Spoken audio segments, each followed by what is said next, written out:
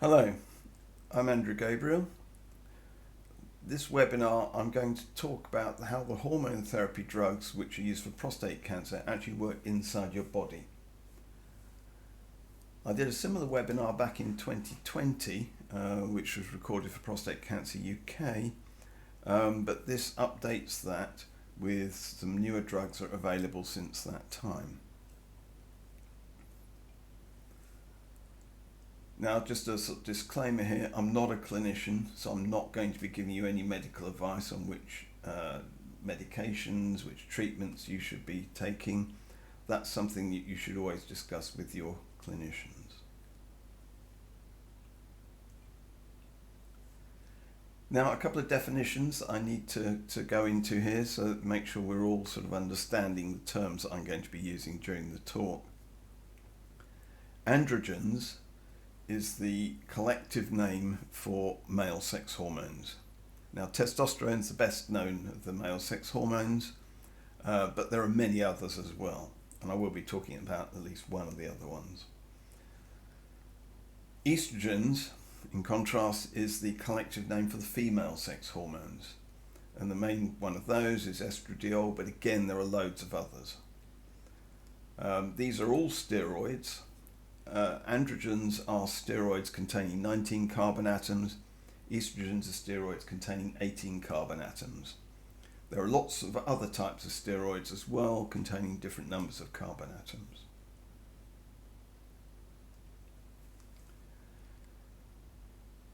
This is basically a list of all of the hormone therapy medications that you might come across in the UK at the moment.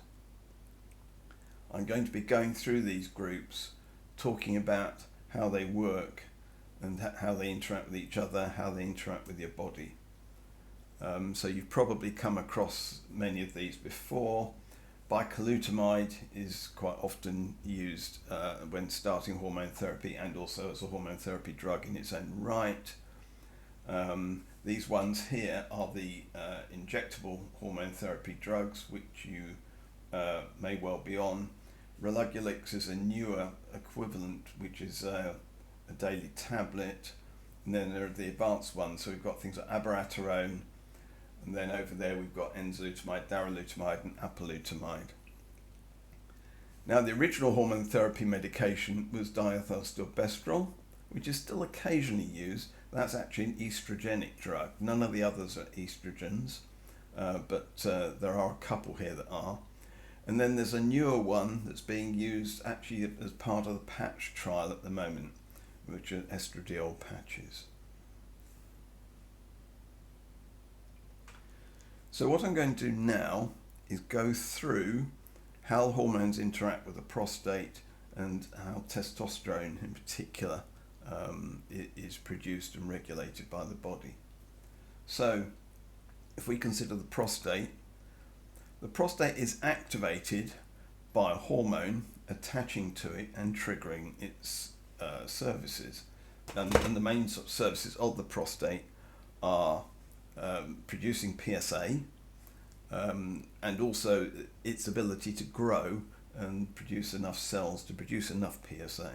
And these are triggered by a hormone called testosterone. And testosterone binds to an androgen receptor in the relevant cells in the prostate. Remember, androgen is a collective name for all the male sex hormones. So testosterone acts as an agonist, and that means that when it binds to this receptor, it sends a signal into the prostate cell telling it to actually undertake the activity that it was intended to perform. So this term is with the testosterone acting as an agonist to that receptor. So how does testosterone regulation work? We need to kind of understand this to understand how the various drugs interfere with it. Testosterone comes from testicles. Now, the testicles are told to produce testosterone by receiving a different hormone called luteinizing hormone, and that attaches to a receptor in the testicles, again as an agonist, telling the testicles to produce testosterone. Luteinizing hormone comes from the pituitary gland. Why does the pituitary gland produce luteinizing hormone?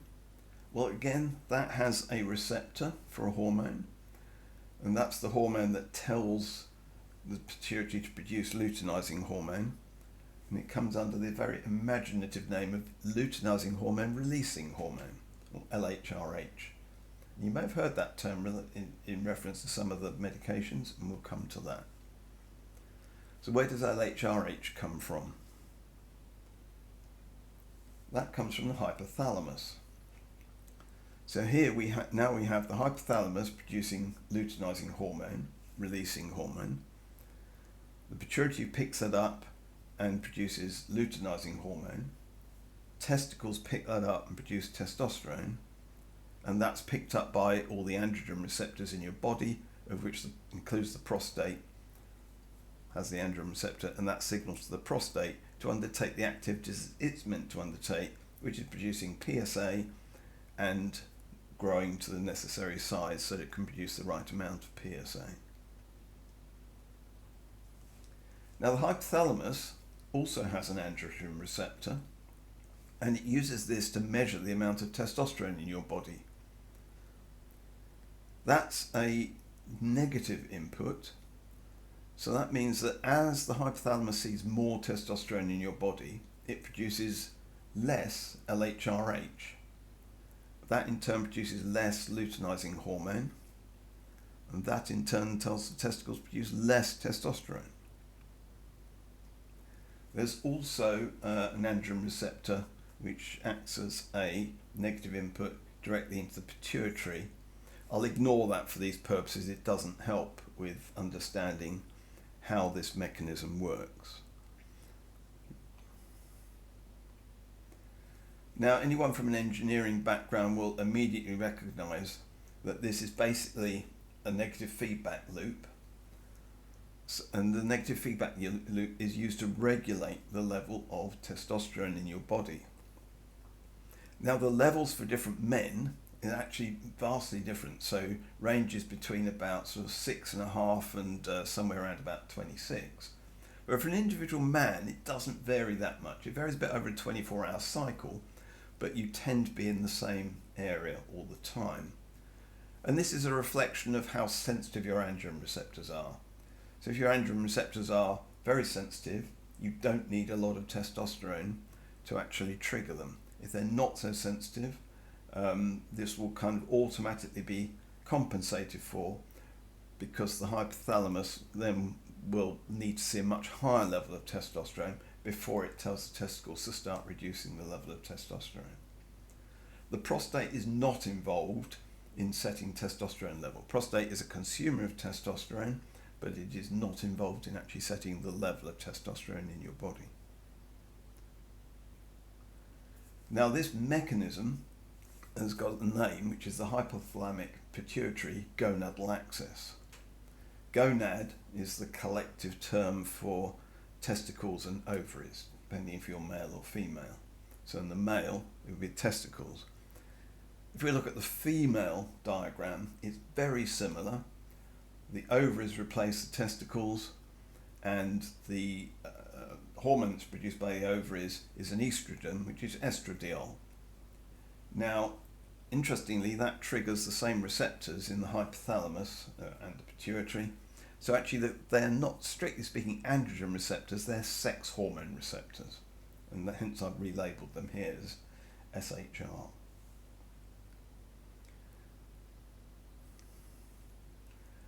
Right, so going back to the male case, which is the one we're interested in, how do the different drugs interact with this process? Now, the purpose of all the hormone therapy drugs is to reduce the activity of the prostate, to shut down its normal activities of growth and producing PSA. For the sake of cancer, it's growth that we really want to shut down. PSA is a useful marker to see how well we've done it, but PSA by itself is not any harm. So we'll look at the easiest ones to start with, and these are the anti-androgens. So bicalutamide, which many of you will have come across, and then the newer novel anti-androgens, enzalutamide, darolutamide, and apalutamide. Now, at this point, these all work the same way. They block the androgen receptor. Now, the way that they do this is they bind to the androgen receptor, a bit like testosterone does, but they do not signal into the cell to undertake relevant activities. So this prevents testosterone binding. So these are called an antagonist because they bind to the receptor but do not trigger the function of that receptor. So this prevents an agonist such as testosterone binding.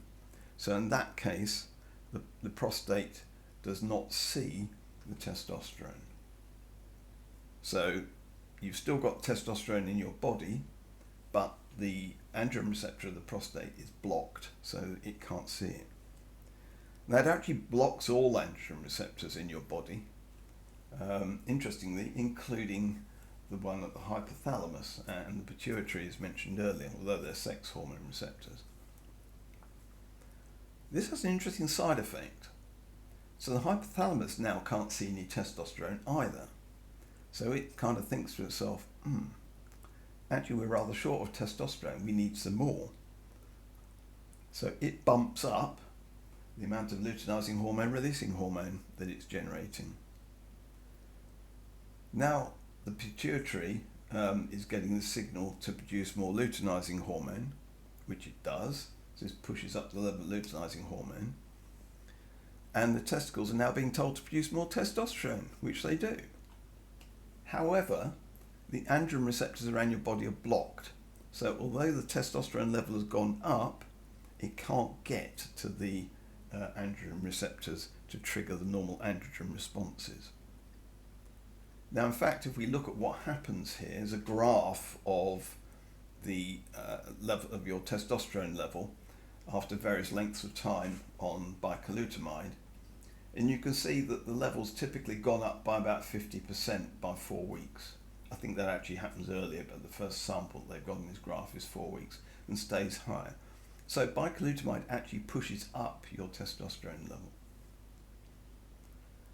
Doesn't sound like what we're aiming for, but remember that testosterone can't get to the androgen receptors. So if we look at bicalutamide and look at different daily doses and the effect that they have, the two doses that are used in the UK are 50 milligrams or 150 milligrams. You can see where the 150 milligrams comes from. That reduces your PSA level by about 93%. And going to higher doses, 150 milligrams, does not reduce that any further. So all you're likely to do by going to a higher dose is increase the side effects of the drug, bicalutamide, without getting any extra gain. And the 50 milligrams is chosen again because that's got even fewer side effects, but that still gets you an 85% reduction. Which of those you're put on will depend on the reason you've been put on the hormone therapy in the first place. So going back now, let's see what actually happens inside the cell. So at the bottom over there, you've got testosterone coming into the cell. It's like a key, and the androgen receptor, the yellow block there that it's aiming at, that's got a lock that fits the key. As you see, they're both shown as sort of hexagonal. So the testosterone, or actually this shows it being converted into DHT. I'll talk about that later.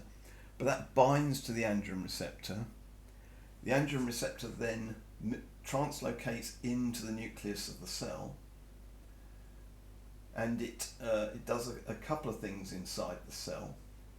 It runs a program. So if you think of your the genes in the DNA, they're like little computer programs, and it causes this computer program in this area to be run, That in turn produces various proteins, and in the case of prostate cell, the output is PSA.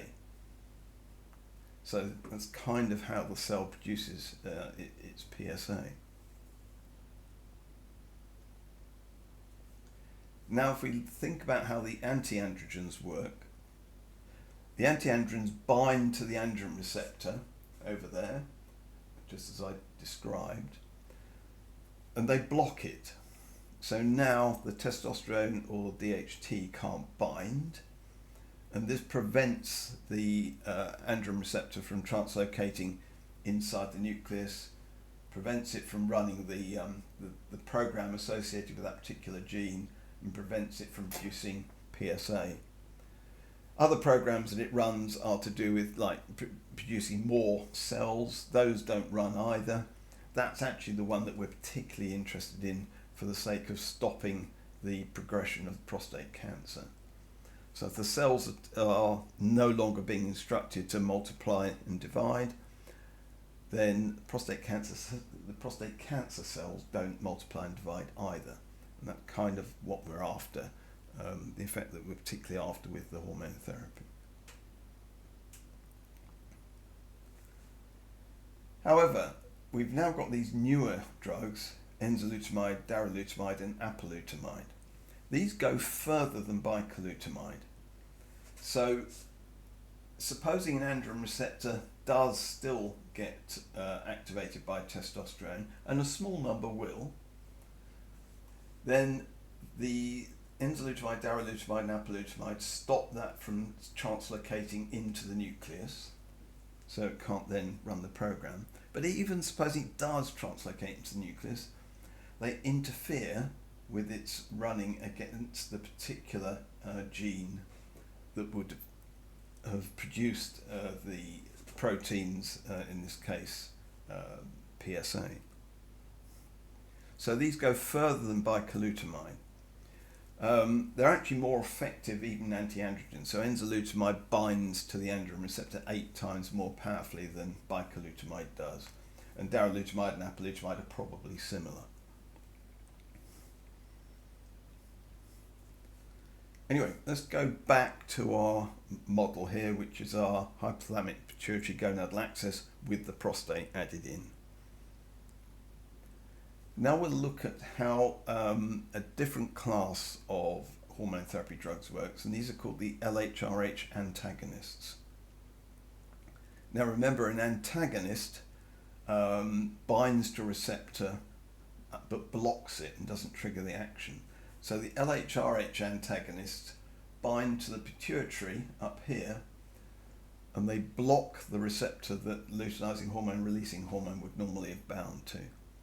So this prevents the pituitary from picking up the signal from the hypothalamus, saying that we need more luteinizing hormone. In turn, pituitary will stop producing luteinizing hormone, and testicles will stop producing testosterone. So that's actually quite simple. So that's Degarelix and Relugolix both work that way.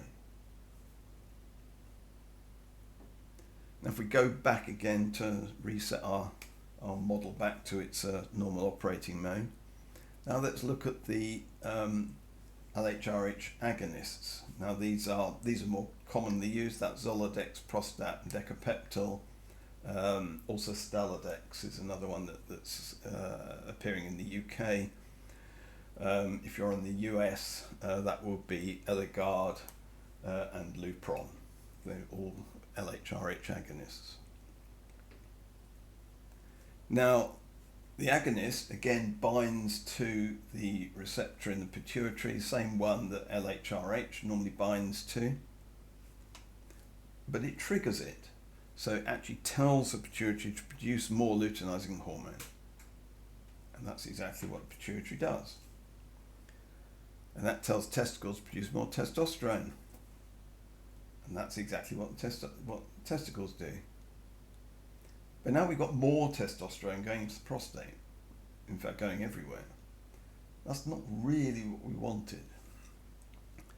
So I need to go back a bit and cover a bit more of the hypothalamic pituitary gonadal axis, just to explain what happens next.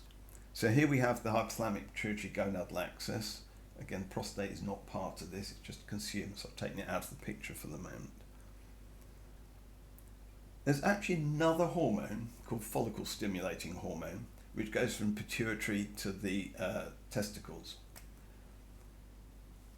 This hormone performs a different function. That's actually the hormone that tells the testicles to produce sperm. Now, it's got a funny name, follicle stimulating hormone, and that's because in women it's actually the hormone that tells the ovaries to release an egg.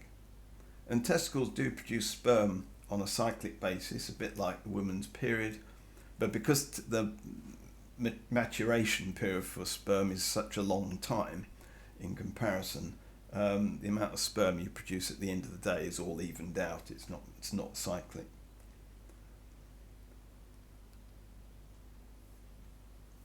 However, the production of luteinizing hormone and follicle stimulating hormone are slightly independent of each other. So at different points, and again it's easier to refer to the women's situation here, different points in menstrual cycle, a woman will need more luteinizing hormone or more follicle stimulating hormone. This is all signalled by the use of the luteinizing hormone releasing hormone from the hypothalamus to the pituitary. Now you can't do that just by turning varying the level of it. So in fact, the way that the hypothalamus talks the pituitary is that it turns the luteinizing hormone releasing hormone on and off at different periods, depending how much luteinizing hormone and how much follicle stimulating hormone is required at that time. So it's not a simple on-off or gradual variation. It's a much more complicated set of signalling than that. So just take the opportunity to explain another bit of naming that you may have come across. Luteinizing hormone and follicle stimulating hormone are collectively known as gonadotropin. Now, since the luteinizing hormone releasing hormone up here doesn't just control the luteinizing hormone, it also controls follicle stimulating hormone.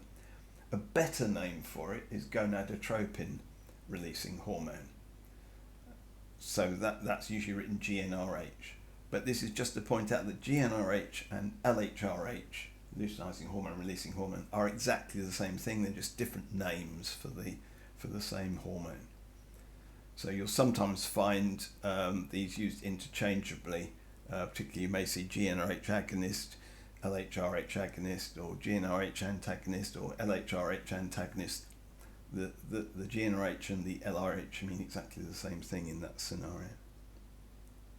So anyway, going back to the diagram that we had, where we've now started taking Zoladex, Prostat, or Decapeptyl, you may remember that this was triggering the reception pituitary, which was driving luteinizing hormone, which was driving testosterone. So our testosterone level had gone up. However, obviously the Zoladex, Prostat, and Decapeptyl will drive that receptor continuously.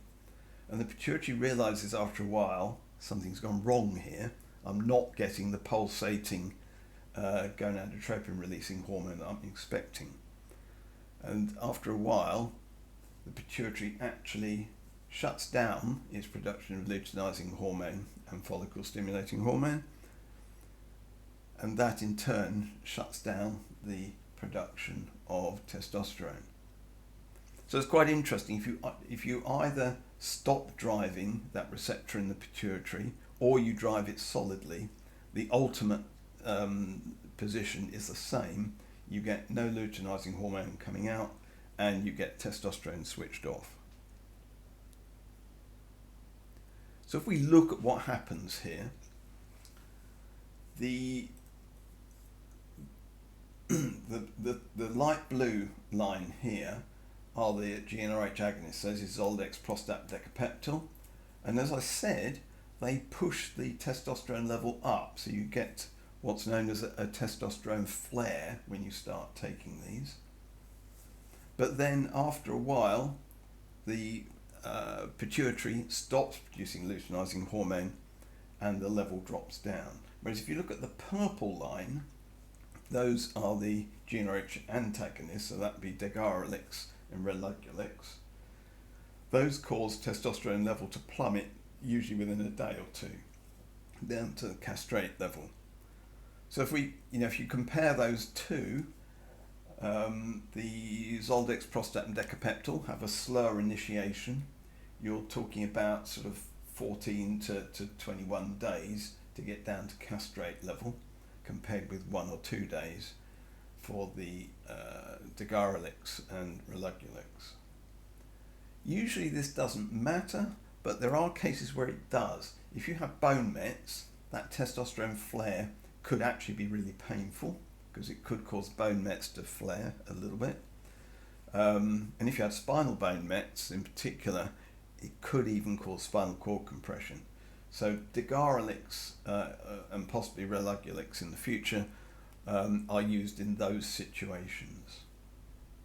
However, if you're on Zoldex, Prostate and Decapeptyl, you will have started with about 28 days of bicalutamide, and you take the first dose in the middle. And that's exactly what this is showing here.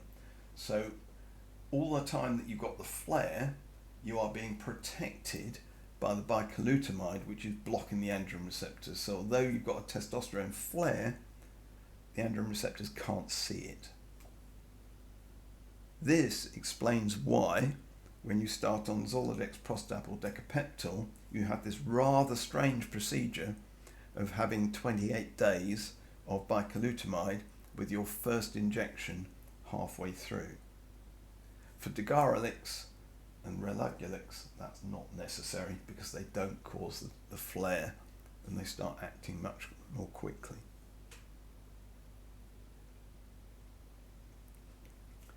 So, let's going back now to our diagram that you're familiar with. What happened? How do the estrogens work? So I mentioned diethylstilbestrol was the very first hormone therapy drug, which is very rarely used nowadays. It's sometimes used very late in treatments when others have stopped working. There's a new drug that's being used in this situation, which are the estradiol patches, which is also an estrogen.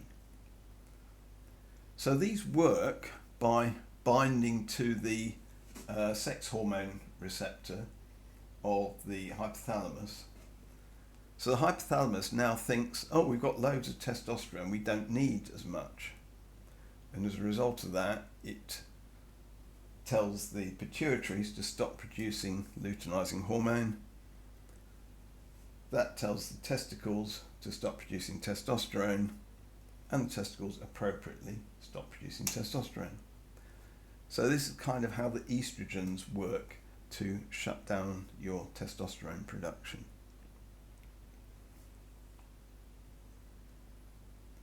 So again, reverting back to our standard diagram.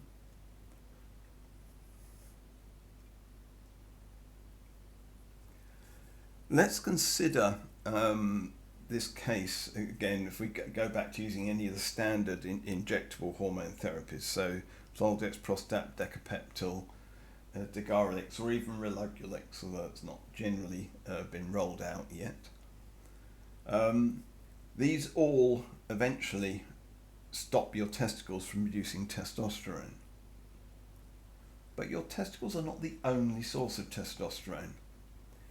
The adrenal gland, which sits up here on top of the kidneys, also produces many steroids, but it also produces a small amount of testosterone.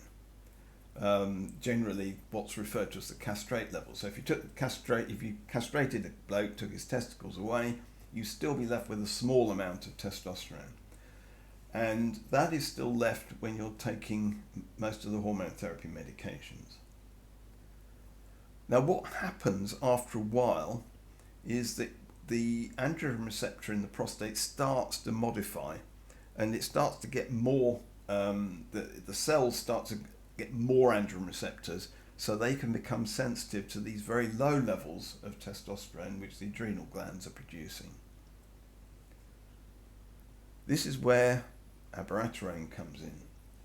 So abiraterone signals to the adrenal gland, please stop producing some steroids, and in particular that it stops producing testosterone. So that source of testosterone is now gone. It actually stops producing some other steroids that you do need, and this is why, if you're on abiraterone, you also have to take a low dose of steroid. That's to compensate for some of the steroids that are missing due to the action of abiraterone on the adrenal gland. Abiraterone is actually also an anti-androgen. That's not the main reason you take it, but it does also bind to and block the androgen receptors. That's just an interesting side effect. Now I'll talk about some other hormone therapy medications which are used in connection with the prostate, but they're not normally used to treat prostate cancer. Sadly, they look like they would be ideal in many respects, but it's been tried and they don't work for treating prostate cancer. So these are called 5-alpha reductase inhibitors, and there are two standard medications: there's finasteride and dutasteride. 5-alpha reductase inhibitors also exist in some herbs, particularly saw palmetto. And there are some herbal prostate supplements which contain saw palmetto. So if you take those, you will end up consuming 5-alpha reductase inhibitors. Now the main purpose of these, they're used to shrink the prostate to reduce the side effects of benign prostate hyperplasia. That's enlarged prostate. Enlarged prostate has nothing to do with prostate cancer though, so it's a totally separate disease. They can also be used, finasteride is used at a low dose to reverse male pattern baldness. As I said, they're not effective against prostate cancer, because if they were, they'd be much better in terms of the side effect profile than the hormone therapy drugs that you end up taking today. The other cautionary note about these is that although they don't impact your likelihood of getting prostate cancer as far as we know, there are still trials ongoing with that, but the ones that have happened so far suggest that they don't help. They do halve your PSA readings, but that's without reducing the risk of prostate cancer. So you must remember that if you're on finasteride or dutasteride at the full dose, which is 5 milligrams for finasteride, your PSA results will be half what they should really be. So you need to double them to assess your risk of prostate cancer. And a little cautionary note here: if you're on a complementary supplement which contains saw palmetto, that might also interfere with your PSA readings, but since no one will know how much saw palmetto there is in any herbal supplement, no one will know how to correct those readings. So just beware that if you are being monitored for PSA for risk of prostate cancer, you probably should steer clear of those herbal supplements. Finasteride or dutasteride, we know how to correct the readings, we don't know how to correct them for the herbal supplements. So what do these do? Well, let's go back to our diagram of the prostate with testosterone going into the androgen receptor. Now I alluded to this a little bit earlier, but what actually happens if we look inside the androgen receptor is that the prostate actually prefers to use a different androgen called dihydrotestosterone.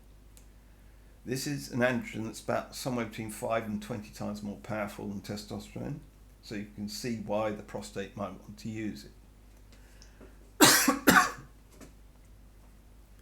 What the prostate does, inside the androgen receptor, 5-alpha reductase is an enzyme, and that converts testosterone to dihydrotestosterone, and the prostate then uses the dihydrotestosterone. So DHT is produced at point of use in this fashion. The 5-alpha reductase inhibitors prevent 5-alpha reductase enzyme from being produced. So now the androgen receptor cannot produce DHT. That sounds brilliant because you think, oh right, we'll stop triggering the androgen receptor. No, doesn't work. All that happens is the prostate will now use testosterone directly instead, even though it's not as powerful as DHT.